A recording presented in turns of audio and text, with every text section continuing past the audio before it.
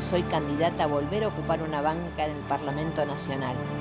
Y jurará, si lo consigue, por lo que ya juró, por los 30.000 detenidos desaparecidos y por las víctimas de la AAA, por nuestro compañero Jorge Lujulio López, por la lucha de las mujeres para enfrentar la violencia y la opresión, ni una menos, y porque nuestra lucha es por acabar con la barbarie capitalista en todo el mundo.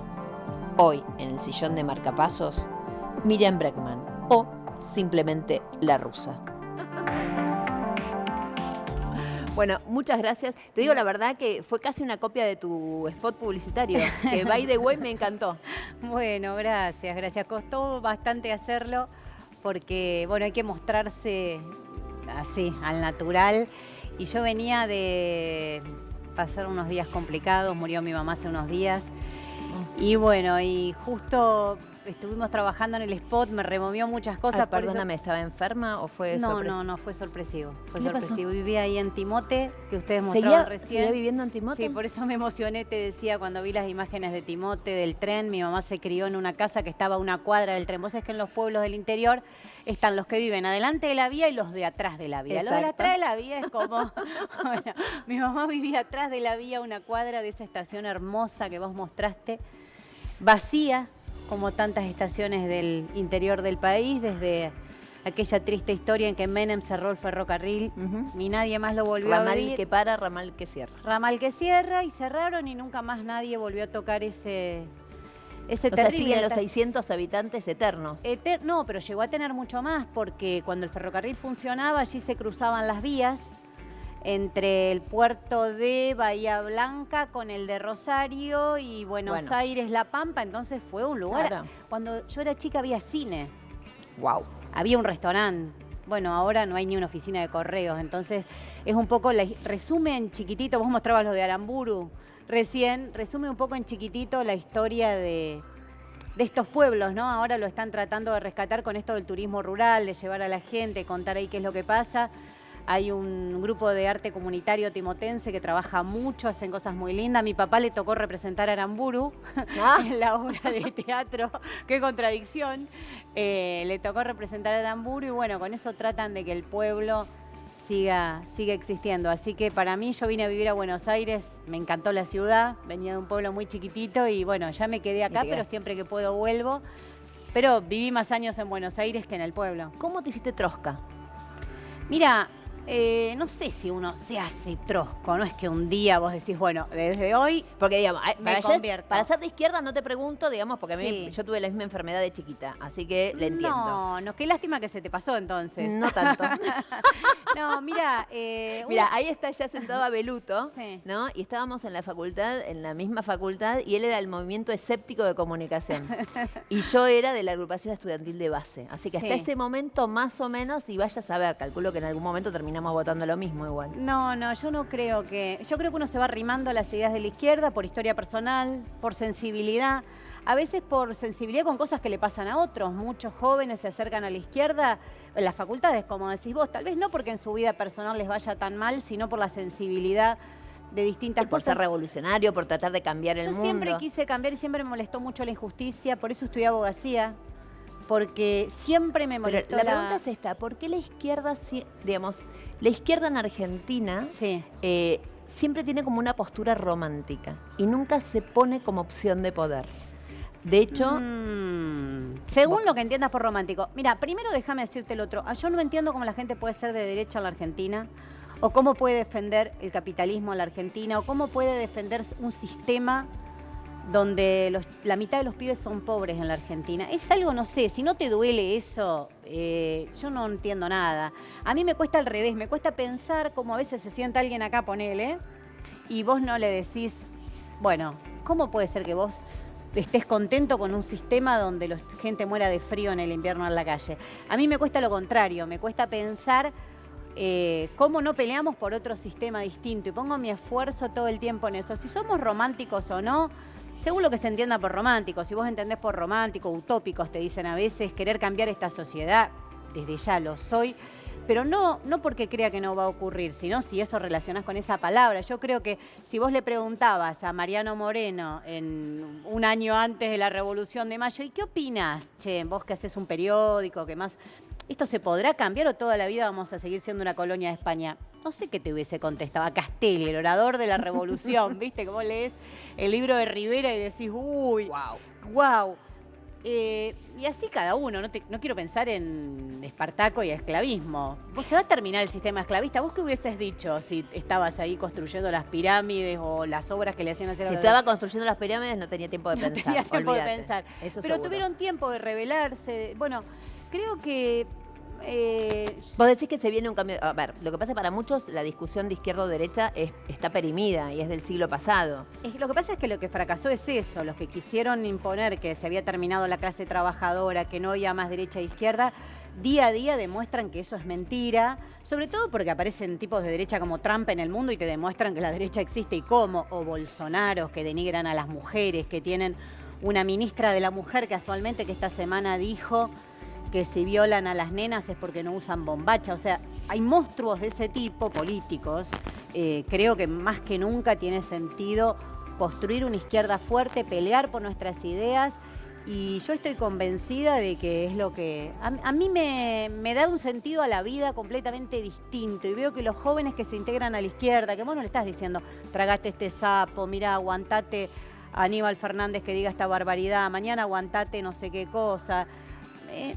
tienen otra libertad, se abre la cabeza de otra manera y creo y confío que no lo pierden con la juventud, porque somos muchos los que abrazamos estas ideas con la juventud y que al revés, que nos convencemos más. Yo te contaba recién lo de mi mamá y ahí se te conjuga todo. ¿Cómo está el hospital público? La falta de medicamentos. Tuvo un paro cardíaco repentino. Y no hubo manera de sacarla, No, pero porque no. estaba en Timote. No, tal vez no. Pero el día anterior se había sentido mal, mi papá había ido a la salita y él no había Reliberán, no había ibuprofeno, no había medicamentos básicos. Los hospitales están cada vez peor. Yo te hablo de este caso porque ellos viven en provincia, te podría contar todos los casos de la capital federal.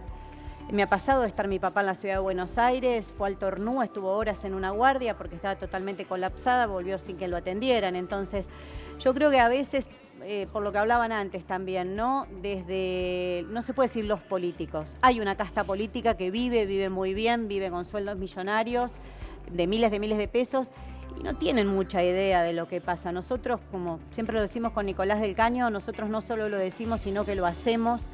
Cobramos como un docente y eso hace que vivamos igual y que tengamos los mismos padecimientos y la misma vida y que nuestros hijos no se caigan a la educación pública, sino que vayan a la educación pública y coman lo mismo que comen todos los chicos de las escuelas públicas de la capital federal, es decir, una comida muy mala. Entonces, yo quiero pelear por cambiar eso, no porque lo digo desde afuera, sino porque es mi vida. Y porque creo que de verdad, cuando nosotros decimos en los spots hay que invertir las prioridades, no es una frase hecha. Yo creo que mi hija tiene derecho a comer mejor en la escuela. Que si a vos te cobran un impuesto cada vez que vas a comprar algo, te cobran IVA, seguro pagás impuesto a las ganancias, que por qué eso tiene que ir para bancar a 4 especuladores que se llenan de plata, se la llevan toda, y después el trabajo que le ofrecen a los pibes es esto, es Rappi. O mi hija come comida que ningún chico quiere comer en la escuela pública porque ahorran con eso. Yo creo que no tenemos por qué resignarnos. Tiene que ver más que nada con las prioridades también. Sí.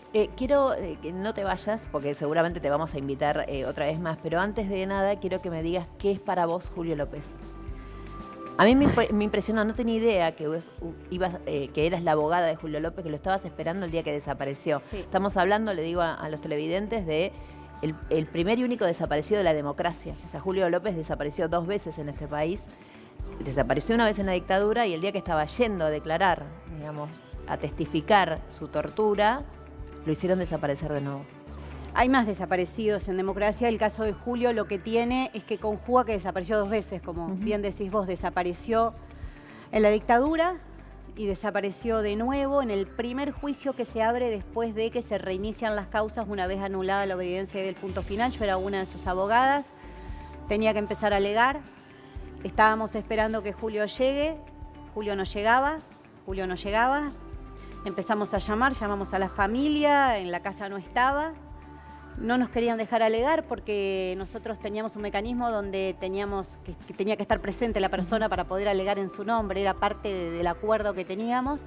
Y a nosotros no nos cerraba que Julio se podía haber perdido o no había querido venir porque él estaba muy interesado en ese alegato, él quería verle la cara de Checolás. Él nunca más le había visto la cara de Checolás y decía, bueno, le voy a poder ver la cara a ese que me torturó, bueno, todas las cosas que él contó, que violó, que cometió los crímenes más atroces y de los cuales Julio había presenciado por su largo circuito por distintos centros clandestinos de detención. Ese día no llegó y a las 2 horas presentamos un habeas corpus diciendo que estaba desaparecido. Porque ese convencimiento y esas ganas que él tenía de declarar nos demostraban que no podía pasar otra cosa. Y fue terrible porque con los días empezamos a movilizarnos, vos viste cómo cuesta instalar una cosa así, te dicen, pero ¿estás segura? ¿Cómo puede ser? Y le pedimos a quien era... Se fugó, se arrepintió, no quiso. No quiso, puede estar abajo de un puente, decían. Nos hacían buscarlo con perros y caminábamos, íbamos con los otros a buscar. Nosotros estábamos convencidas que estaba desaparecido. Y la revelación fue terrible. La revelación fue que al momento que desaparece Julio, quedaban en la policía bonaerense, que él estaba acusando a la de la dictadura, 9.026 policías que habían cumplido en funciones en la dictadura y que estaban en funciones en el momento en que Julio se sentaba a declarar de nuevo. Entonces, para mí, Julio es un dolor enorme porque no lo pudimos encontrar, por más que tenemos pistas de que pudo haber pasado con eso, un dolor que te vuelve y te vuelve y te vuelve siempre, pero creo que luchar siempre sirve, y eso también te responde por qué soy de izquierda, luchar siempre sirve porque evitamos, con toda esa pelea enorme que dimos, que no haya más Julio López. Porque yo después fui abogada, soy abogada, pero fui abogada en el juicio oral de Rodolfo Walsh, soy abogada de Patricia, de su hija, de su familia, estamos peleando ahora por Vicky Walsh, también un caso que nunca se llegó a juzgar. Y en todos esos juicios hubo casos en que hubo amenazas, hubo secuestros, pero nunca volvió a haber un desaparecido. Creo que tuvimos esa rápida reacción en ese momento de no comernos ningún verso, de salir a decir fuerte que estaba desaparecido, que había que buscarlo, señalar quiénes podían ser los secuestradores.